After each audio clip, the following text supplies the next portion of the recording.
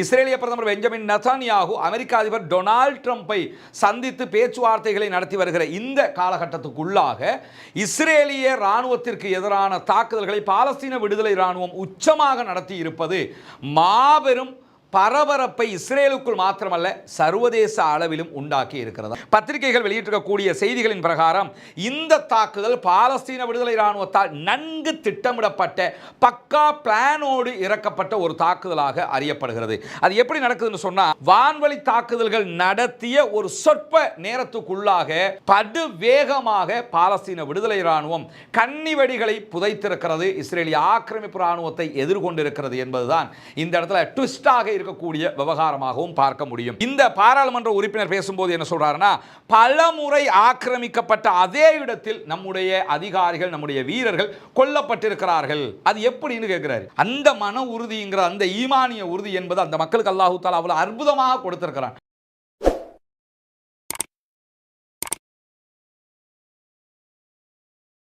அன்பிற்கினிய சகோதர சகோதரிகளே, நம் அனைவர் மீதும் ஏக இறைவனுடைய அமைதியும் கருணையும் உண்டாகட்டுமாக. அஸ்ஸலாமு அலைக்கும் வரஹ்மத்துல்லாஹி வபரகாத்துஹு. பாலஸ்தீனத்தினுடைய காசா மீதான இஸ்ரேலிய ஆக்கிரமிப்பு இராணுவத்தினுடைய தாக்குதல்கள் ஆரம்பிக்கப்பட்டு 641வது நாளாகவும், காசாவிலும் காசாவையொட்டிய பாலஸ்தீன பெருநிலப்பரப்பிலும் அதையொட்டி மத்திய கிழக்கிலும் என்னவெல்லாம் நடக்கிறது என்கிற செய்திகளை தான் நம்ம பார்க்க இருக்கிறோம். இன்றைய செய்திகளை பொறுத்த வரையில் மிக முக்கியமான ஒரு அதிரடி தாக்குதலை காசாவுக்குள் இஸ்ரேலிய ஆக்கிரமிப்பு இராணுவத்திற்கு எதிராக பாலஸ்தீன விடுதலை இராணுவம் நடத்தி இருக்கிறது. இன்றைக்கு இஸ்ரேலிய பிரதமர் பெஞ்சமின் நெதன்யாகு அமெரிக்க அதிபர் டொனால்ட் ட்ரம்பை சந்தித்து பேச்சுவார்த்தைகளை நடத்தி வருகிற இந்த காலகட்டத்துக்குள்ளாக இஸ்ரேலிய இராணுவத்திற்கு எதிரான தாக்குதல்களை பாலஸ்தீன விடுதலை இராணுவம் உச்சமாக நடத்தி இருப்பது மாபெரும் பரபரப்பை இஸ்ரேலுக்குள் மாத்திரமல்ல சர்வதேச அளவிலும் உண்டாக்கி இருக்கிறது. அதற்கு முன்பதாக இன்றைக்கு இதுவரை பாலஸ்தீன அப்பாவிகளுக்கு எதிரான இஸ்ரேலிய ஆக்கிரமிப்பு இராணுவத்தினுடைய தாக்குதல்களில் 78 அப்பாவிகள் கொல்லப்பட்டிருக்கிறார்கள், ஷஹீதாகி இருக்கிறார்கள். அல்லாஹ் தஆலா அவர்களுடைய ஷஹீதுடைய அந்தஸ்தை அவர்களுக்கு மறுமையிலே வழங்க வேண்டும்.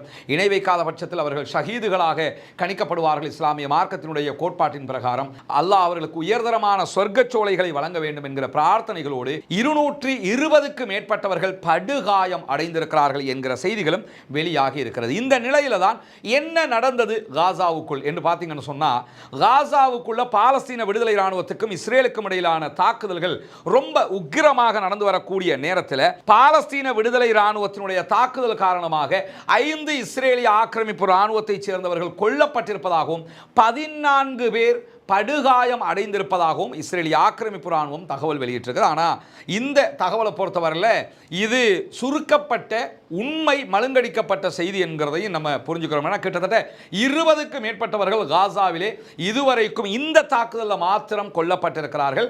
இதை தாண்டி இன்னும் நிறைய சிம்மசொப்பனமான தாக்குதல்களும் நடைபெற்றிருக்கிறது. இஸ்ரேலுடைய அறிவிப்பு பிரகாரம் தான் 5 பேர் கொல்லப்பட்டிருக்கிறார்கள், 14 பேர் காயம் அடைந்திருக்கிறார்கள். ஆனால் தாக்குதலை நடத்திய அந்த காட்சிகளை கண்ணால் பார்த்திருக்கக்கூடிய பாலஸ்தீன விடுதலை இராணுவம் 20க்கு மேற்பட்டவர்கள் கொல்லப்பட்டு பல பேர் படுகாயம் அடைந்திருக்கிற செய்திகளை வெளிப்படுத்தி இருக்கிறார்கள். குறிப்பாக இஸ்ரேலிய ஊடகங்கள் வெளியிட்டிருக்கக்கூடிய தகவல்களை முதல்ல நம்ம பார்த்தோம்னா, இஸ்ரேலுடைய மாரிவ் செய்தி பிரிவு, இஸ்ரேலுடைய வைநெட், எடியோத், அஹ்ரோனோத் போன்ற பத்திரிகைகள் வெளியிட்டிருக்கக்கூடிய செய்திகளின் பிரகாரம் இந்த தாக்குதல் பாலஸ்தீன விடுதலை இராணுவத்தால் நன்கு திட்டமிடப்பட்ட பக்கா பிளானோடு இறக்கப்பட்ட ஒரு தாக்குதலாக அறியப்படுகிறது. அது எப்படி நடக்குதுன்னு சொன்னா, இந்த தாக்குதல் பைத் ஹனூன் பகுதிகளில் தான் நடைபெறுகிறது. பைத் ஹனூன் பகுதிகளில் பாலஸ்தீன விடுதலை இராணுவம் தாக்குதல் நடத்துவதற்கு முன்பதாகவே அந்த பகுதிகள் முழுவதுமே இஸ்ரேலிய ஆக்கிரமிப்பு இராணுவம் வான்வழி தாக்குதல்களை நடத்துகிறார்கள். அதாவது விமானத்தினூடாக குண்டுகளை போடுறாங்க, ட்ரோன் அட்டாக் பண்றாங்க. இந்த வேலைகளை எல்லாம் அவங்க பண்றாங்க. பண்ணினதுக்கு பிறகுதான் பாலஸ்தீன விடுதலை இராணுவத்தினுடைய இந்த தாக்குதல் நடைபெறுகிறது. அந்த பகுதிகளில் இஸ்ரேலிய ஆக்கிரமிப்பு இராணுவம் தரை வழியாக நடந்து வருகிறாங்க, வெஹிக்கிள்லையும் வர்றாங்க. 2 சாராரையும் இலக்கு வைத்து தாக்குதல் நடத்துகிறார்கள், பல பேர் கொல்லப்படுகிறார்கள்.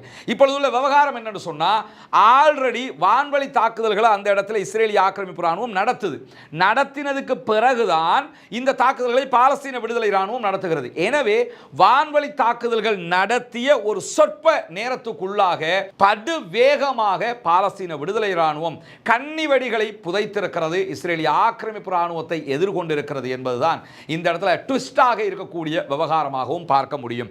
குறிப்பாக முதலாவது தாக்குதலில் ஒரு இஸ்ரேலிய ஆக்கிரமிப்பு மெர்காவா டேங்க் வெடித்து சிதறுகிறது. ஷாவால் என்கிற அவர்களுடைய குண்டை கொண்டு அவங்க செட் பண்றாங்க. செட் பண்ணி அதை வெடிக்க வைக்கிறாங்க.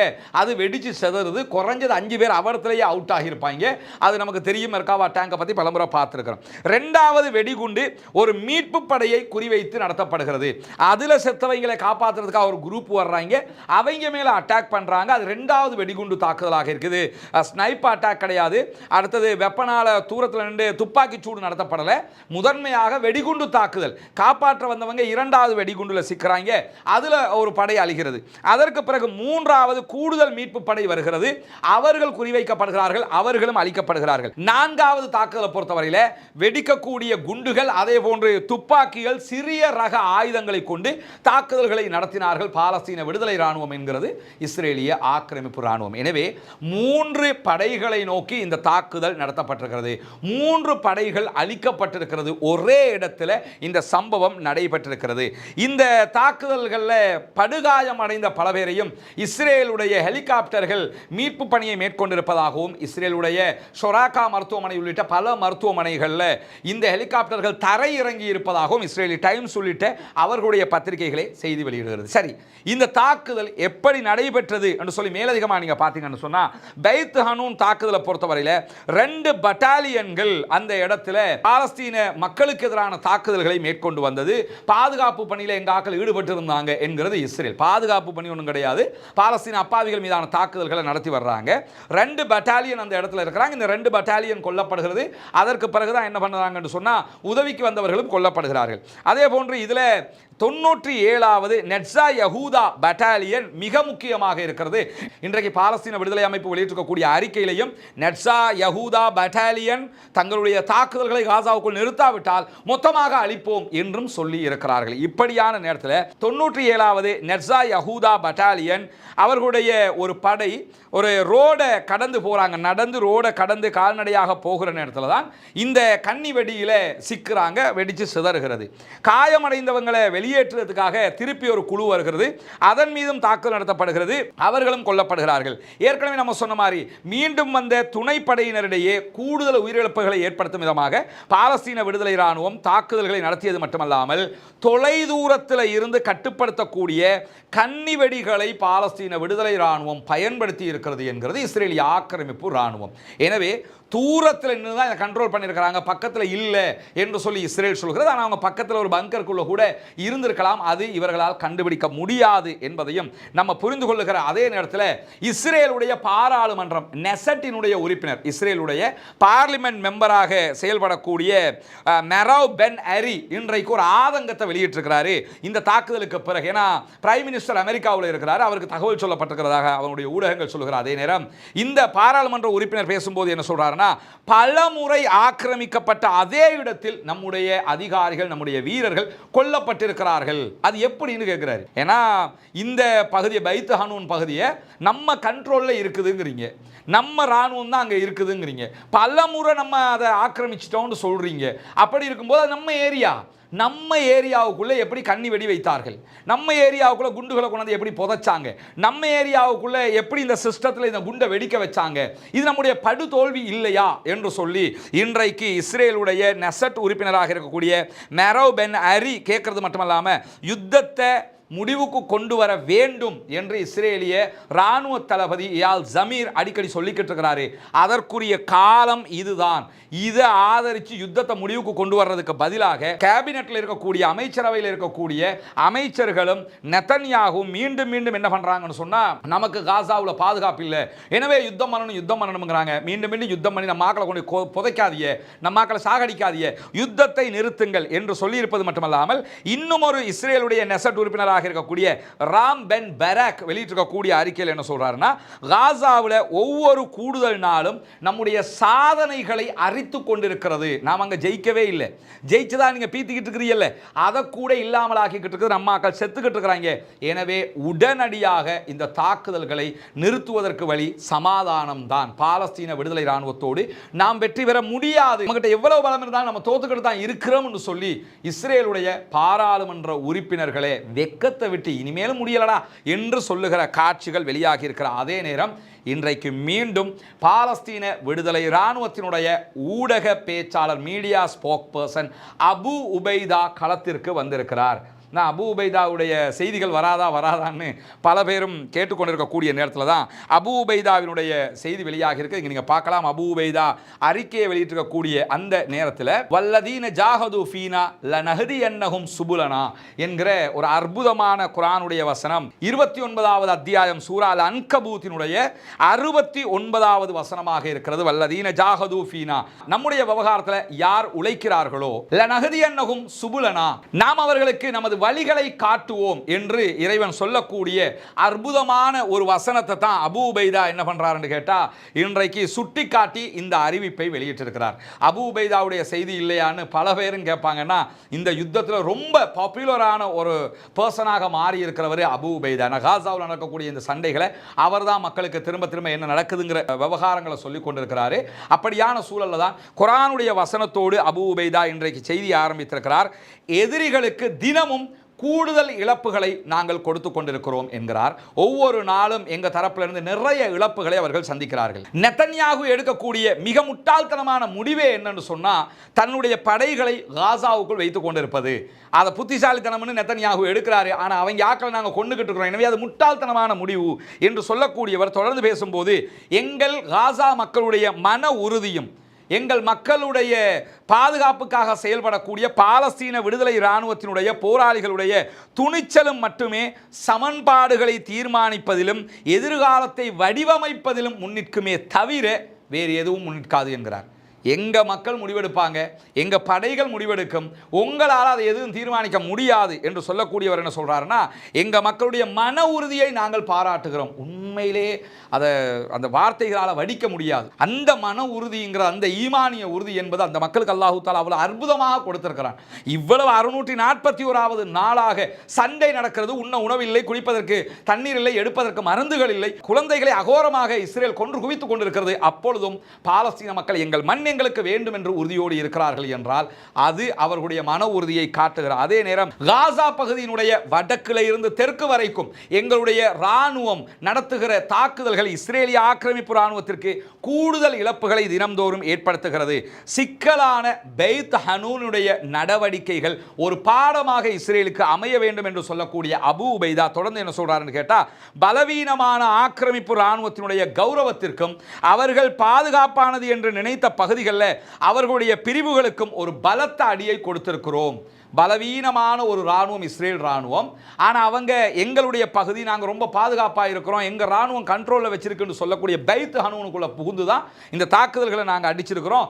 இந்த அடி அவர்களுக்கு பலத்த அடியாக விழுந்திருக்கிறது என்று சொல்லக்கூடிய அபு உபைதா என்ன சொல்றாருன்னு சொன்னால், இஸ்ரேலிய ஆக்கிரமிப்பு ராணுவத்தினுடைய ஆக்கிரமிப்புகள் தொடர்கிற வரைக்கும் எதிரி ராணுவத்தினுடைய இறுதிச் சடங்குகள் அதே போன்று சடலங்களை தொடர்ச்சியாக எடுத்துக்கொண்டு செல்வது தொடர்ந்து நடக்கக்கூடிய நிகழ்வாக இருக்கும் என்கிறார். நீங்கள் பார்க்கலாம், இஸ்ரேலிய ஆக்கிரமிப்பு ராணுவம் அவர்களுடைய ஒரு பணத்தை புதைக்கிறதுக்காக எடுத்து செல்லக்கூடிய காட்சிகள் தான் அதில் பதிவாயிருக்கு. அதை சுட்டிக்காட்டி என்ன சொல்றாருன்னு சொன்னால், நீங்கள் தொடர்ந்து எங்கள் மக்களை ஆக்கிரமிச்சுக்கிட்டே இருந்தீங்கன்னு சொன்னால் உங்கள் இராணுவத்தை நீங்கள் பிணங்களையும் சடலங்களையும் தூக்கி கொண்டு செல்லுகிற நிலை நிற்காது, அது தொடர்ந்து கொண்டே இருக்கும் என்று சொல்லிட்டு ஒரு கிண்டல் வார்த்தை சொல்றாரு. உங்கள் இராணுவம் உங்கள் கௌரவம் அப்படிங்கிறாரு. உன் தங்கம் உன் உரிமைன்னு சொல்லி ஒரு விளம்பரம் வருமா இல்லையா? அது மாதிரி உங்கள் இராணுவம் உங்கள் கௌரவம், உங்கள் இராணுவத்தை பாதுகாக்கிறதும் உங்கள் கௌரவத்தை பாதுகாக்கிறதும் உங்ககிட்ட இருக்குதே தவிர எங்க கிட்ட அது இல்லை பார்த்துக்க அப்படின்னு சொல்லி அபு உபைதா சொல்லி இருக்கிற அதே நேரத்தில் நமக்கெல்லாம் தெரியும், இலங்கையினுடைய பொத்துவில் பகுதிகளில் ஒரு 14 குடும்பங்களுக்கான வீடு கட்டுகிற பணியை நம்ம செஞ்சுக்கிட்டு வர்றோம். இந்த பணிக்காக எந்த ஒரு நிதி நிறுவனங்களிடமிருந்தும் நம்ம பணம் பெற்றுக்கொள்வது கிடையாது. நம்முடைய யூடியூப் சேனலில் வீடியோக்களை பார்க்கக்கூடிய சகோதரர்கள்ட்ட தான் நம்ம கேட்குறோம். அந்த மக்கள் தான் உள்நாட்டில் வெளிநாட்டில் இருந்து நீங்கள் அனுப்புகிறீங்க. அந்த உதவிகளை கொண்டு தான் நம்ம இந்த பணிகளை செய்து வர்றோம். அல்ஹம்துலில்லாஹ் 5 வீடுகளை ஒட்டுமொத்தமாக கட்டி முடிச்சிட்டோம். எந்த விதமான குறைபாடுகளும் இல்லாமல் கட்டி முடிச்சிருக்கிறோம். ஒரு வீட்டுக்கு இறைவனுடைய அல்லாஹ்வினுடைய அருளால் கிட்டத்தட்ட 25 லட்சங்கள் அளவுக்கு செலவு செய்து வீட்டு பணிகளை முடிச்சிருக்கிறோம். அதில் 5 வீடுகள் கட்டியிருக்கிறோம். இப்போ ஒரு 3 வீடுகள் கட்டுவதற்கான நிலம் எடுத்திருக்கிறோம். அதில் மேலதிகமாக இன்னொரு 3 வீடு கட்ட முடியும். அந்த பணிகளை நம்ம ஆரம்பிச்சிருக்கிறோம். அதுக்குரிய உதவிகளையும் உங்ககிட்ட தான் நம்ம தொடர்ந்து கேட்டுக்கிட்டு இருக்கிறோம்ங்கிறது உங்களுக்கு தெரியும். அந்த அடிப்படையில் நம்முடைய வீடியோக்களை பார்க்கக்கூடிய சகோதர சகோதரிகள் தங்களால் முடிந்த உதவிகளை முடிந்தவரை செய்து வருகிறார்கள். அதை நான் ஏற்கனவே சொல்லியிருக்கிறேன். ஒரு 140 ரூபாய் உதவி செய்த ஒரு சகோதரி இருக்கிறாங்க. அவங்க உதவி செஞ்சதை பற்றி நம்ம சொல்லியிருந்தோம். அதே மாதிரி இன்றைய தினம் நமக்கு ஒரு 200 ரூபாய் வைப்பிலிட்ட சகோதரர்கள் இருக்கிறார்கள். தங்களால் முடிஞ்ச வரைக்கும் எதெல்லாம் முடியுமோ அந்த அளவுக்கெல்லாம் தந்துக்கிட்டு இருக்கிறாங்க. அதை வைத்து தான் அந்த பணிகளை செய்கிறோம். அந்த அடிப்படையில் கொழும்பு வெள்ளம்பிட்டிய பகுதிகளைச் சேர்ந்த ஒரு சகோதரர் தான் சேகரித்து வைத்த ஒரு உண்டியலை கொண்டு வந்து தந்தாருங்கிறத விட இதை தர்றதுக்கு அவர் ரொம்ப சிரமம் மேற்கொண்டாருன்னு நான் சொல்லணும். என்னன்னா, நான் லாஸ்டாக பொத்துவில்ல இருக்கிற நேரத்தில் தான் கால் பண்ணி ஒரு உண்டியல் இருக்கு நான் தரணும்னு சொல்லியிருந்தாரு. ஒவ்வொரு நாளும் கால் பண்ணுவார். நமக்கு மிஸ் ஆனால் அவரே கால் பண்ணி நான் உங்களை சந்திக்கணும் தரணும்னு சொல்லி நேற்றைய தினம் இந்த உண்டியலை கொண்டு வந்து நமக்கு தந்திருக்கிறாரு. இதைத்தான் நம்ம இப்போ உங்களுக்கு மத்தியில் காட்டிக்கிட்டு இருக்கிறோம். கத்தியை கொண்டு வாங்க. ஓகே, கொட்டுங்க அப்படியே.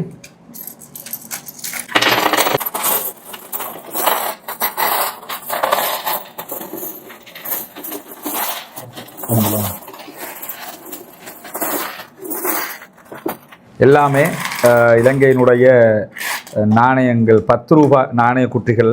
அவர் ஒரு அன்றாட தொழிலாளி, ஒரு ஸ்டோரில் ஒர்க் பண்ணுறாரு. இது என்னங்க எவ்வளோ இருக்குன்னு பார்ப்போம்.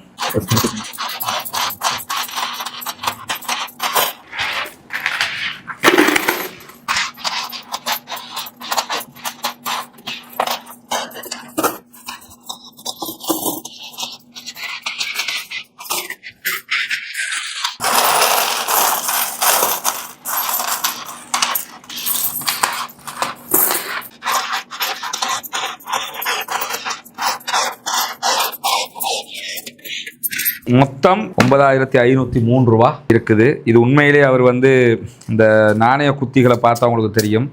ஒவ்வொரு நாளும் அவர் சேர்த்த ஒரு பணம், அதை மொத்தமாக கொண்டு வந்து நமக்கு நம்முடைய வீட்டு பணிக்காக தந்திருக்கிறாரு.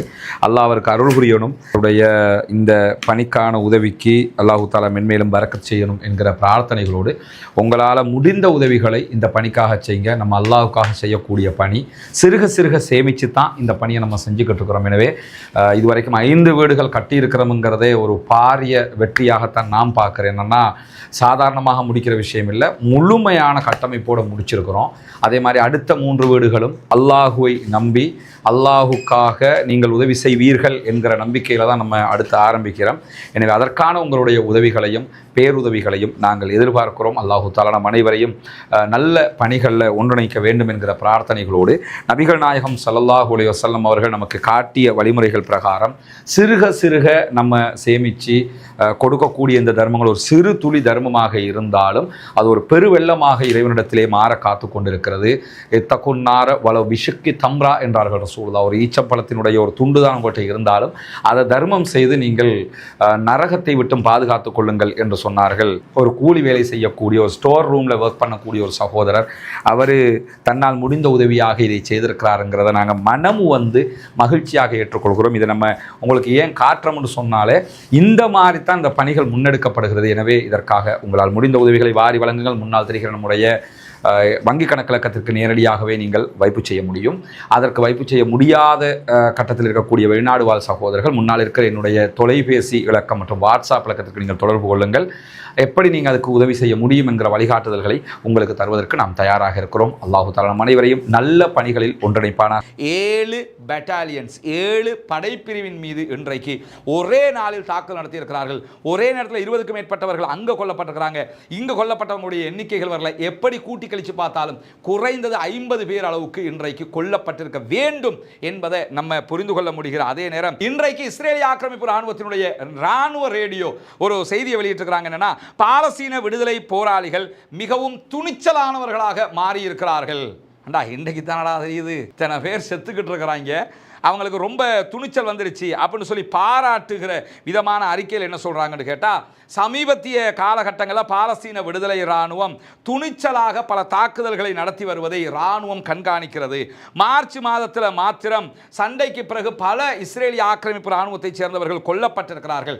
இதற்கு காரணம் அவர்கள் பயன்படுத்தக்கூடிய IED வகையான ஒரு விதமான தாக்குதல் குண்டுகள் தான் என்று சொல்லி இருக்கக்கூடிய இஸ்ரேலிய ஆக்கிரமிப்பு இராணுவம் 70% மேற்பட்ட மரணங்கள் இதனூடாகத்தான் இஸ்ரேல் இராணுவத்துக்கு மத்தியிலே நடைபெறுவதாகவும் அச்சத்தை வெளிப்படுத்தி இஸ்ரேலிய ஆக்கிரமிப்புக்கு எதிராக போராடக்கூடிய பாலஸ்தீன விடுதலை இராணுவத்தினுடைய துணிச்சல் அதிகரித்திருக்கிறது என்கிற செய்திகளை சொல்லி இருக்கிறது மட்டுமல்லாம, இதற்கு பதிலாக பாலஸ்தீன விடுதலை இராணுவமும் ஒரு அறிக்கையை வெளியிட்டிருக்கிறாங்க. அதில் அவங்க என்ன சொல்றாங்கன்னு சொன்னா, இஸ்ரேலிய ஆக்கிரமிப்பு இராணுவத்தினுடைய திட்டங்கள் தாக்குதல்கள் வாசலிலேயே தோல்வி அடைந்து கொண்டிருக்கிறது அப்படிங்கிறாங்க. 640 நாட்கள் நடந்த ஒரு யுத்தத்துக்கு பிறகு ஆக்கிரமிப்பு இராணுவம் காசாவில் தன்னுடைய விருப்பத்தை நிறைவேற்ற முடியவில்லை, எங்களை அடக்க முடியவில்லை, பரிதாபமாக தோல்வி அடைந்து கொண்டிருக்கிறது. உண்மைதான், 640 நாள் ஆயிடுச்சு. இன்னும் காசாவுக்குள்ள பாலஸ்தீன விடுதலை அமைப்பை வெல்லவும் இல்லை, அவருடைய பணைய கைதிகளை மீட்டெடுக்கவும் இல்லை, ஆட்சியை கவிழ்க்கவும் இல்லை என்று சொன்னால் அவர்கள் தோல்வியா இல்லையா? அதை சுட்டிக்காட்டக்கூடிய பாலஸ்தீன விடுதலை இராணுவத்தினுடைய தளபதிகள் கூடுதலாக என்ன சொல்றாங்கன்னு சொன்னா, நசுக்கி அளிக்கிற ஒரு தோல்வியை காசாவிலே உண்டாக்குவோம் பாலஸ்தீன விடுதலை இராணுவத்திற்கு என்று சொல்லி இஸ்ரேலிய ஆக்கிரமிப்பு உள்ளே வந்தார்கள். நாங்கள் அவர்களை வேரோடு பிடுங்கி எரிந்து கொண்டிருக்கிறோம். சுரங்க பாதைகளுடைய வாசல்களுக்கு அவர்கள் வருகிற போது சரிந்து விழுந்து கொண்டிருக்கிறார்கள் என்கிற செய்திகளையும் இன்னைக்கு அவங்க சொல்லியிருக்கிறாங்க. எனவே இந்த யுத்தத்தில் அவர்கள் எப்படி தோல்வி அடைகிறார்கள் என்பதை தொடர்ந்து சொல்லக்கூடிய பாலஸ்தீன விடுதலை இராணுவம் கைதிகளை பலவந்தமாக விடுவிப்பது என்கிற விவகாரத்தில் அவர்கள் தோல்வி அடைந்திருக்கிறார்கள். கைதிகளை அவர்களால் விடுவிக்க முடியவில்லை. பாலஸ்தீன விடுதலை இராணுவத்தினுடைய தொடர்ச்சியான தாக்குதல்களாலும் தரையில் அவர்கள் நடத்தக்கூடிய வெற்றிகளாலும் இஸ்ரேலிய ஆக்கிரமிப்பு இராணுவம் உடைந்து கொண்டிருக்கிறது. கிதியோன் படைப்பிரிவினுடைய வாகனங்கள் அழிந்து சாம்பலாகி கொண்டிருக்கிறது. பசி அதே போன்று தொடர் முற்றுகை இருந்த போதிலும் பாலஸ்தீன விடுதலை இராணுவத்தைச் சேர்ந்தவர்கள் சம வலிமையோடு அவர்களை எதிர்கொள்கிறார்கள். இதுதாங்க அந்த மெயின் பாயிண்ட். எவ்வளவு பசி இருக்குது, தாங்க முடியாத பசியோடு இருந்து கொண்டும் அவர்கள் இந்த யுத்தங்களை தொடர்ந்து வருகிறார்கள் என்பதை இன்றைக்கு சொல்லி காட்டிவிட்டு எங்களுடைய யுத்தம் வெற்றி பெறும், நாங்கள் தோல்வி அடைய மாட்டோம் என்பதை வலியுறுத்தி இருக்கக்கூடியவங்க இந்த அறிவிப்பை விடுத்திருக்கிறார்கள். மேலதிகமாக நீங்கள் பார்த்தீங்கன்னா, இன்றைக்கு யமனுடைய ஹுதைதாவுக்கு மேற்கே இருக்கக்கூடிய பகுதிகளில் ஒரு கடற்படை கப்பல் மீது மீண்டும் தாக்குதல்களை நடத்தி இருக்கிறது ஹூதிகளுடைய படைப்பிரிவு. குறிப்பாக ஹுதைதாவுக்கு மேற்கே 51 கடல் மைல் தொலைவில் 5 ஏவுகணைகளால் தாக்கப்பட்ட பின்னர் ஒரு கப்பல் பலத்த சேதத்தை சந்தித்திருக்கிறது என்கிறது கப்பல் கடல் தொடர்பான ஆய்வுகளை மேற்கொள்ளக்கூடிய ஆம்ஃப்ரே. இது பிரிட்டிஷ்க்கு சொந்தமான ஒரு அமைப்பு. அவங்க வெளியிட்டிருக்கக்கூடிய அறிக்கையில் தான் 5 ஏவுகணை தாக்குதல்கள் நடத்தப்பட்டிருக்கிறது இன்றைக்கு கப்பல் மீது. எனவே கப்பல் ஆபத்தான கட்டத்தை அடைந்திருக்கு. நேற்று ஒரு கப்பல் மூழ்கிக்கிட்டு இருக்குது, இன்னைக்கு 2வது கப்பல் மூழ்க ஆரம்பித்திருக்கிறது என்கிற செய்திகள் வெளியாகி இருக்கக்கூடிய நேரத்தில் தான் அமெரிக்க அதிபர் டொனால்ட் ட்ரம்பை சந்தித்து பேச்சுவார்த்தை நடத்தியிருக்கிறார் பெஞ்சமின் நெத்தன்யாகு, இஸ்ரேலுடைய பிரதமர். அது தொடர்பான மேலதிகமான ஒரு செய்தியையும் இன்றைக்கி நம்ம வெளியிட்டிருக்கக்கூடிய நேரத்தில் தனியான வீடியோவாக ரஸ்மின் டாக்ஸில் நம்ம வெளியிட்டிருக்கிறோம். பார்க்காதவங்க அதில் பார்த்துக்கொள்ளுங்க. அதே நேரத்தில் காசா தொடர்பான சமாதான முன்னெடுப்புகளுக்கான பேச்சுவார்த்தைகள், மறைமுக பேச்சுவார்த்தைகள் ஒரே பில்டிங்குள்ள 2 ரூம்களில் நடுவர்களாக இருக்கக்கூடிய கத்தார் மற்றும் ஈஜிப்டினுடைய அதிகாரிகளை நடுவர்களாக கொண்டு நடைபெற்று வருகிறது. பாலஸ்தீன விடுதலை அமைப்பினர் அதில் பேச்சுவார்த்தையில் கலந்து கொண்டிருக்காங்க. இஸ்ரேலிய ஆக்கிரமிப்பு அரசாங்கத்தினுடைய அதிகாரிகளும் அங்கே பங்கெடுத்திருக்கிறார்கள். எனவே சமாதானம் ஒன்று விரைவிலே ஏற்படும் என்று அமெரிக்க அதிபர் டொனால்ட் ட்ரம்ப் ஏற்கனவே சொல்லியிருக்கக்கூடிய நேரத்தில் பாலஸ்தீன விடுதலை அமைப்பினுடைய கோரிக்கைகள் நிறைவேற்றப்படுமா, அந்த கோரிக்கைகளுக்கு இணங்க சமாதானம் ஏற்படுமா என்பதை பொறுத்திருந்து பார்ப்போம். என்ன செய்திகள் நடைபெற்றாலும் உடனுக்குடன் அதை அறிந்து கொள்வதற்காக ரஸ்மின் MISC நியூஸ் மற்றும் ரஸ்மின் டாக்ஸ் ஆகிய 2 சேனல்களையும் சப்ஸ்கிரைப் பண்ண சகோதரர்கள் சப்ஸ்கிரைப் பண்ணி இணைந்து கொள்ளுகிற அதே நேரம் பாலஸ்தீனம் வெற்றி பெற வேண்டும், பாலஸ்தீனம் சுதந்திரம் அடைய வேண்டும், பாலஸ்தீன மக்கள் நம்மை போன்று நிம்மதியானவர்களாக மாற வேண்டும், வாழ வேண்டும் என்கிற உயரிய பிரார்த்தனைகளோடு பாலஸ்தீன அப்பாவிகளுக்காக பிரார்த்திக்கிற அதே நேரம் இஸ்ரேலிய ஆக்கிரமிப்பு இராணுவத்திற்கு எதிராக குனூத்து நாசிலாவை ஓத மறந்து விடாதீர்கள் சகோதரர்களே, நண்பர்களே, தாய்மார்களே, அன்பர்களே என்கிற கோரிக்கைகளோடு பாலஸ்தீன மக்களுக்காக ஜனநாயக ரீதியாகவும் குரல் எழுப்புவோமாக. வாஹ்ர தஅவானா அனில் ஹம்துலில்லாஹி ரப்பில் ஆலமீன்.